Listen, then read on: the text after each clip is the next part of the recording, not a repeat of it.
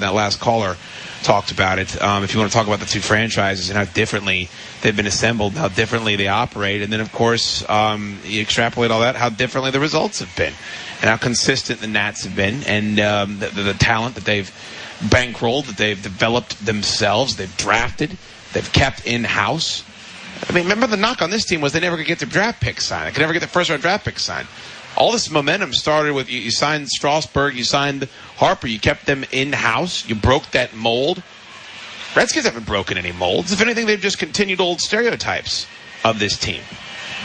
And I think that look, I'm not one of these people that's going to sit here every week and say, well, if the Wizards win a series in the playoffs, will they become as popular as the Redskins? If the Nationals go to the NLCS, will they become as popular as the Redskins? That's beating your head against the wall.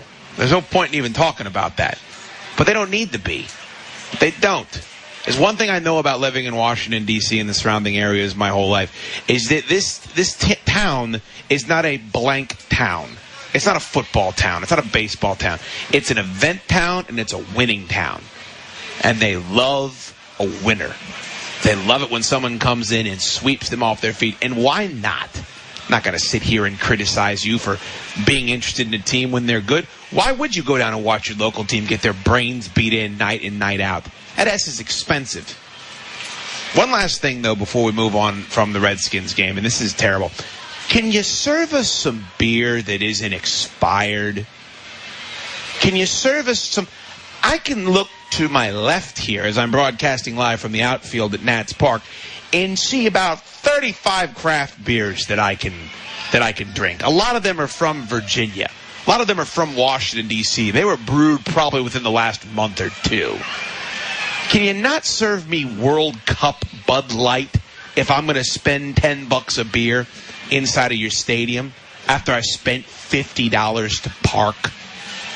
The little things that team and that game day experience and that stadium botch on a consistent basis is putrid. And they take advantage of the loyalty and the passion that is this beleaguered fan base. I don't mind paying for things. I don't mind paying the ballpark prices. You come here and I can get a half smoke with chili and cheese. I don't care if it's $5 more. I get it. You got to make money. I understand. It's capitalism, baby. It's what this country's built upon. I'm proud to be a part of it. Don't take advantage of me. Don't make a rube out of me. I'm not a mark. I'm not your mark. Don't unload your old, stale, crusty beer on me if I'm going to spend $10 on it. Stinks. It's just another long list. Embarrassing. Another national story that shows up on national blogs and national television shows and national radio shows that embarrasses this fan base. We're a laughingstock. We're painted as racists. We're painted as rubes. Not one team would want their name changed. Not one team. Are all the Redskins fans right with their arguments about change? No, they're not. Is the name outdated? Sure, it probably is. Don't act like we're the only team in America that if someone came in and said Lions is offensive, that they wouldn't want the team changed from the Lions. And also, if you are a Redskins fan and you don't care about baseball, this is a wonderful opportunity. This is a wonderful opportunity for you at least to snoop around.